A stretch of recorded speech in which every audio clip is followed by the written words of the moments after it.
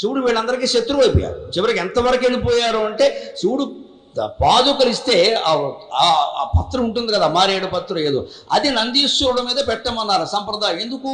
నందీశ్వరుడు అంత సేవ చేస్తే ఎప్పుడో ఒకసారి ఆయనకి జాలేసి, ఏమయ్యా నీకు జీతం కూడా లేదు, ఏమీ ఇవ్వలేదు, వైకుంఠంలో గరుత్మంతుడికి కైలాసంలో నందీశ్వరుడు రూపాయి జీతం లేదు, డిఏ లేదు, టీఏ లేదు, ఏమీ లేదు, ఇంక్రిమెంట్ లేదు, అలా చాకరీ చేయడమే.